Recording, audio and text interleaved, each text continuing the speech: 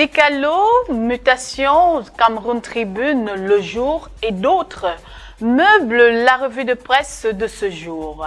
Ghislain Cougan se fera le plaisir de nous balader dans les sentiers chauds de l'actualité de ce jour. Challenge Hebdo pour démarrer, sécurité ferroviaire, péril sur la voie ferrée, collision au passage à niveau, jet de pierre sur les trains voyageurs, sabotage et blocage des voies, accidents divers, une action urgente s'impose pour protéger le réseau ferroviaire national. Page 4 du journal Challenge Hebdo. Toujours avec Challenge Hebdo, 50 kg de riz à 17 000 francs CFA, une bouffée d'oxygène contre la vie chère à Douala et Yaoundé. Le Mincommerce et les opérateurs économiques mettent en place une opération de grande envergure à consulter la page 5 de Challenge Hebdo. Après son départ du SDF, nous parlons politique. Maître Tsapi Lavoisier et des conseillers municipaux rejoignent le rang du mouvement pour la renaissance du Cameroun. Cérémonie solennelle prévue le 11 mai à Bafoussam dans la région de l'Ouest Cameroun. Toujours avec Challenge Hebdo, inscription sur les listes électorales et les CAM déploient l'artillerie lourde. Entrée imminente des kits d'enrôlement biométrique,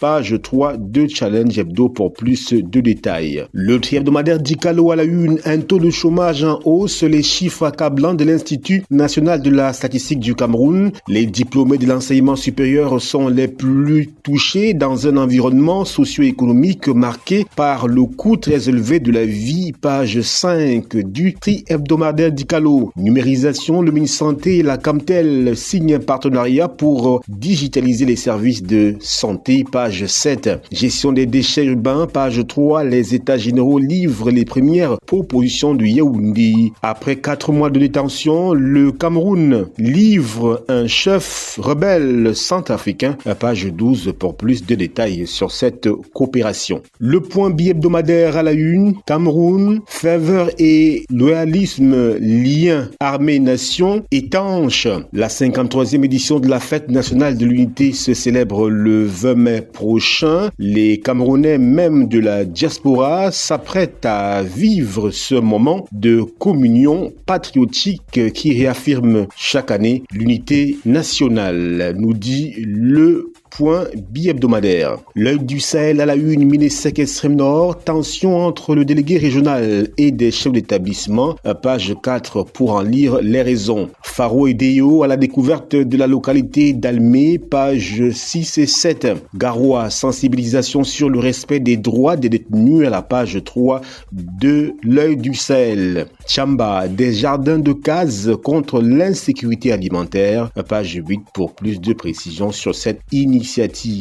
Le quotidien L'économie, Marc Kamgen, je cite, une dette mal maîtrisée peut entraîner des tensions budgétaires, fin de citation. Dans une interview accordée à l'économie, le patron de Harvest Asset Management revient sur ce qu'il faut retenir de la première édition du colloque financier international qui s'est tenu à Yaoundé, page 10 du quotidien L'économie. Marché des titres publics, le taux de souscription baisse à fin mars 2025, nous dit ce journal. Industrie d'ameublement, l'Italie enquête d'opportunités d'investissement au Cameroun, page 5. Régime préférentiel et CEMAC, 7 nouvelles entreprises camerounaises reçoivent des agréments ce jour, nous dit le quotidien L'économie à la page 6 de cette édition. Grandes entreprises, pourquoi le nombre de femmes promotrices reste marginal? Esquisse des réponses à la page 3 du quotidien L'économie. La nouvelle expression Bafoussam, direction Ouest Cameroun, des conseillers municipaux rejoignent le MRC. Maître Joseph Lavoisier Tsapi, ancien conseiller juridique national du SDF, adjoint au maire de Bafoussam, premier, et nombre de ses collègues conseillers municipaux exclus du SDF du vivant de Nidjon Fundi ont décidé de rejoindre le mouvement pour la renaissance du Cameroun MRC du professeur Maurice Kamto, candidat déclaré à la présidentielle de 2025. C'est la première fois que l'on va parler officiellement des élus dans les rangs du MRC, des adhésions qui ont une implication décisive sur le scrutin présidentiel à venir, soutient un professeur de droit privé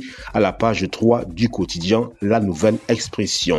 Toujours avec ce journal, direction Kribi, les populations au bord du soulèvement, le pourquoi, direction page 4. Guerre indo-pakistanaise, une menace pour le Cameroun, page 11, pour en lire la réflexion menée. Succession au Vatican, Jean-Paul II était un outsider en 1978. Qu'est-ce que cela veut dire? Eh bien, esquisse des réponses à la page 5 du quotidien La Nouvelle Expression. Mutation, nous y sommes à la une. Cameroun, la bombe carcérale. Le taux d'occupation des prisons passe de 159% en 2019 à plus de 177% en 2024, suscitant l'émoi de la Commission des droits de l'homme qui dénonce la systématisation de la détention provisoire à la page 5 du quotidien Mutation. Iti Cameroun, opération reconquête à la page 7. Enrôlement et les camaquières, 1000 kits, page 9 pour s'en apercevoir. Quittons Mutation, atterrissons sur Cameroun Tribune. Qualité de la formation des journalistes, le gouvernement y tient. À l'occasion de la 4e session du conseil de direction de l'École supérieure des sciences et techniques de l'information et de la communication STIC hier, le ministre René Emmanuel Sadi a indiqué qu'un pays démocratique comme le Cameroun devait avoir de bons journalistes. Les travaux ont justement porté sur la modernisation du plateau technique de l'établissement, à l'instar du studio de télévision déjà réhabilité et opérationnel, page 16 et 17 de Cameroun Tribune. Toujours avec Cameroun Tribune, fake news, désinformation et intelligence artificielle. Le journalisme a rude épreuve, nous dit Cameroun Tribune aux pages 19 et 21. Le quotidien Le Jour parle de politique présidentielle 2025, comprend le débat sur la liste électorale nationale. Les acteurs politiques réclament la liste électorale nationale, c'est-à-dire le fichier des électeurs inscrits, et les camps publient les listes électorales par antenne communale. Les non-dits et enjeux d'un débat animé sont à lire à la page 2 du quotidien Le Jour. Feuille de route toujours avec Le Jour. Comment le Cameroun veut regagner sa place à l'ITI, page 6. Alexandre Sioué et si Kamwata embouteillait aussi sa réputation, point d'interrogation, esquisse des réponses à la page 8 et 9 du quotidien Le Jour. Le citoyen à la une, citoyenneté au féminin, la voix des femmes de la Bénoué dans la région du Nord. Une initiative de Madame Amina Touaïdio pour inscrire les femmes et les jeunes filles de la Bénoué sur les listes électorales et promouvoir leur participation citoyenne, page 3 du journal Le Citoyen. Valeurs fondamentales, le gouverneur du Nord ensemble avec Amina Touaïdio. Tout ceci est à lire à la page 6 du journal Le Citoyen. Éco-santé, subvention du Fonds mondial, le ministre de la Santé publique exige une gestion rigoureuse.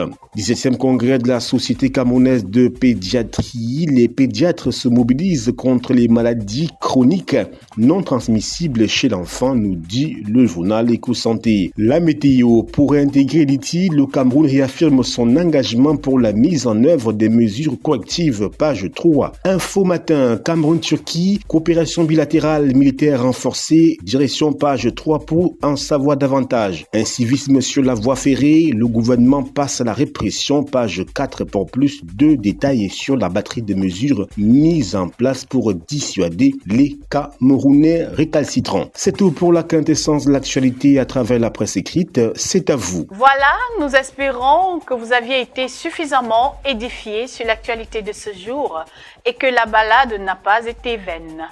Merci de nous avoir suivis et restez en compagnie de nos programmes sur Cam News 24 et FM Radio émettant depuis Garoua. À bientôt.